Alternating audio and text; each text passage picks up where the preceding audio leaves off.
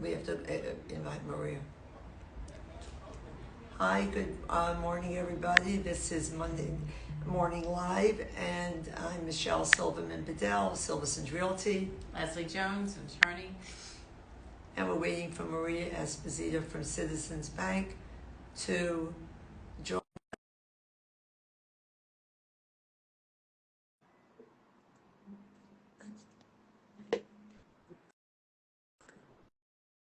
Maria should be here momentarily. Hi, Maria. How are you? Hi. Hi, good morning. Good morning, everyone.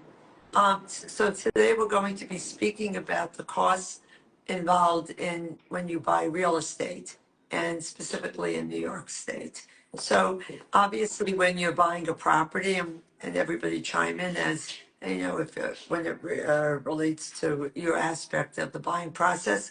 Obviously, when you're working with a realtor and you find a property, one of the first things you're going to be checking on your taxes. You want to know what they are because it's very important to make sure that they're accurately stated on the listing.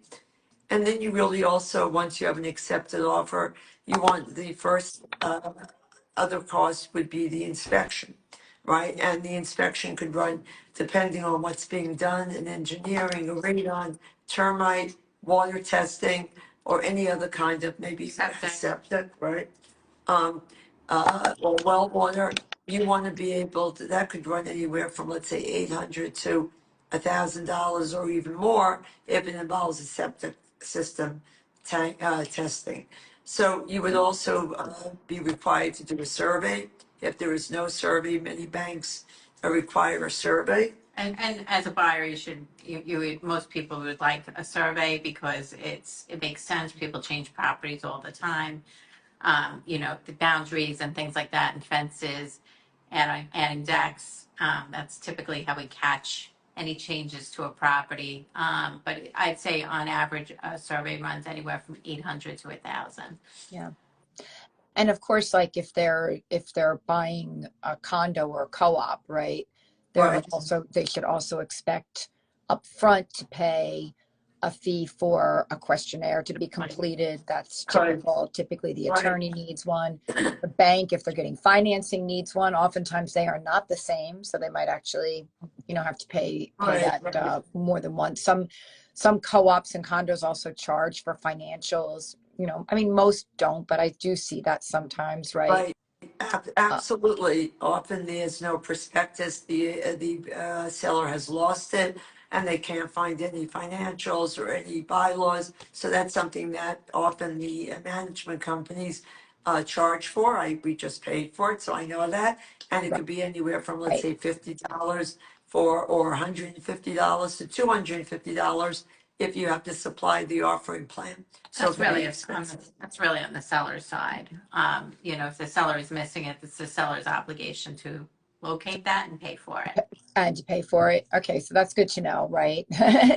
Except, we're just doing it, I have the seller, and you're right, on the seller side, often, we have to pay for this. Right. I think also a buyer would have to be concerned about homeowners insurance. Also a bank appraisal, right? They have to pay for the bank Yep. appraisal. And very often they forget about the homeowners until just before the closing. So, Usually on an all cash deal, I always remind people get your homeowner's insurance, but people forget.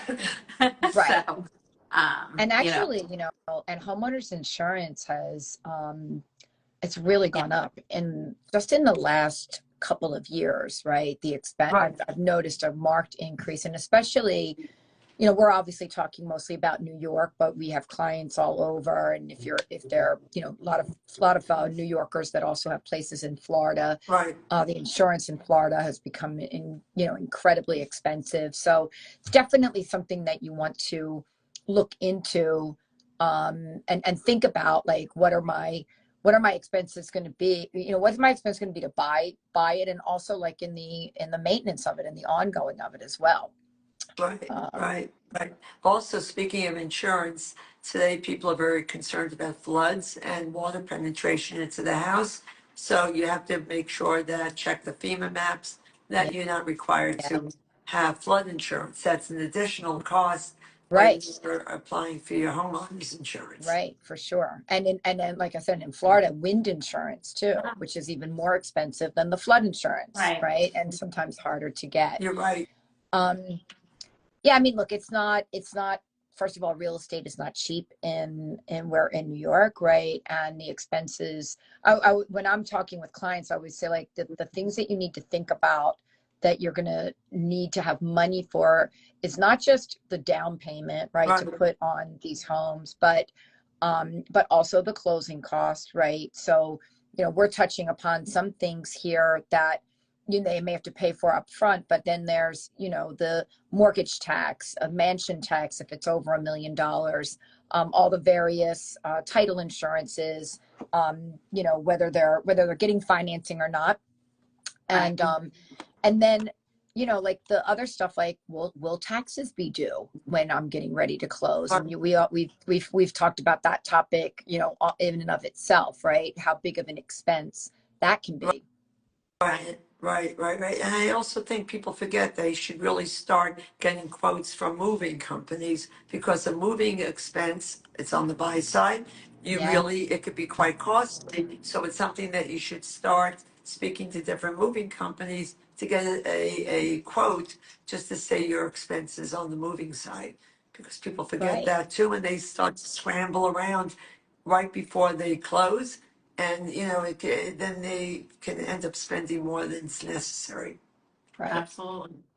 Yeah. So But these I are always all say, like, you don't want to be house rich, cash poor, right? Think about like how much money will I still have remaining after, I go to closing and close on the home, because one thing we can guarantee them, right? There's always going to be things that you're going to want to do right, in the house, some furniture that's not going to translate from wherever they are now to where they're moving to. And once, especially for first time home buyers, right? Once you're a home buyer, a homeowner rather, there's always going to be something that you're going to need to do in the home, right? Or that you want to do, right? So right. I also yeah, think that when you're buying, it's very important. You're touching on this, but when you're buying a home, many times before you close, you bring in your painters and contractors. You want to really get a sense of the cost of renovations, of painting, or any kind of carpentry work or electrical work. So you need to know your costs going in to the project even before you sign a contract. I think I it's agree. quite yeah, helpful. What I try to do is, typically I'll get like the title bill, I'll say how much of a mortgage are you getting? So, because it's all really pretty state regulated. right, I mean, some of the switch fees do vary from title company to title company. right, Um, but the standard fees like the fee insurance, and if you're getting more, a mortgage, that's all kind of regulated, so we can kind of tell right, you what you're walking into, and if there's, tell you what the mansion tax is up front and what to expect, and as a seller, obviously New York State transfer tax. And if yep, you're leaving a certain jurisdiction like Yonkers or Right. Mount Vernon, there's an outgoing tax too. We call it the exit tax. So, right, um, right, right. we And then and like each in Suffolk County, there's parts of, oh yeah, or not Suffolk, is it is the it or the Peconic Bay yeah, the tax. Right, right, Peconic Bay tax, right? That's right, only in certain areas. So yeah, right, yeah, you right. have to watch out for all of that That's stuff. painful. It Yeah, is painful. I mean, you have to really be very alert to all the specific nuances in the community that you're moving to, right? So I think that that's also very important to take into consideration. Also, I yeah, think in terms of closing costs, Leslie, you could speak about this. It's different when you're buying a house, right, versus a co-op or a condo. That's true. I mean, for a co-op, it's actually very inexpensive minimum, because you're just paying for the lien search, which is basically $300. That's right, it. But you do have the fees when you are like, they'll usually collect 1 month up front and some administrative fees from the management company. But that's why many people prefer, the co-op. There are some right, downsides to it, but right, uh, and it's a different kind of investment. You have to really, for the most part, you want to live there, and you're not really buying it for investment to rent out. Um, but even condos have upfront expenses, administrative expenses. They usually take 2 months reserve plus you have to pay your first month of common charges. Yeah, So, that's typical. Right, yeah. right, right. Yeah. And some even co-ops like in Manhattan or even here, you have to really, they may require you to put in, let's say, 6 months or a year's worth of maintenance upfront, Right. For um, reserves. Yep. before you even move in, before, at the closing, Right. because they want to Right. build them in reserve, or they won't offer capital improvements. So these are different costs that you have to know about in doing your due diligence for a co-op or a condo or an HOA, which could be a little different from Right. a single family Right. home. So And you have same to thing, be really, and also I think it's worth mentioning, right? If you're somebody that's looking at buying brand new development, brand new condo, brand new co-op, even brand right, new homes, right? Directly from a builder, you may have even more fees involved, right? Because now there you might also be paying what typically would be paid by the seller in terms of the right, city and the state transfer right, taxes. right, Lot of new development, condos and co-ops will require you to pay a share of the resident manager's unit. I'm just trying to think of some of the other fees, but like the pay into the capital working fund and stuff like that. So especially when you're looking at new development, always ask for a sheet from the developer or the sponsor, like, what are the fees that are typically associated with this? Because they're definitely going to be different than if you were buying, say, a resale. right. It's true. You make a good point. Even the attorney's fee, they'll flip the attorney's fee for new That's right. development back onto the Buyer. buyer. Right. Correct. Yeah.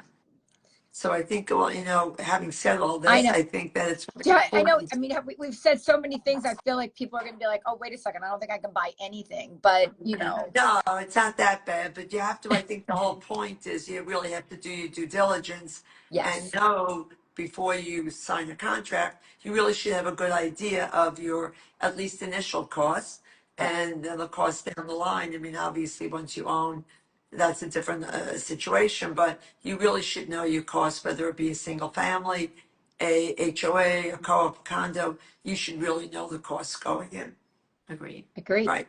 So we are going to continue the discussion, but we're going to focus on the cost of selling on Friday. So please stay tuned for more information on when we do Friday Live this coming Friday. Have a Awesome. great day, everyone. All right, everybody have a great week. I'll see you ladies on Friday. Okay. Be well. Bye. Bye bye.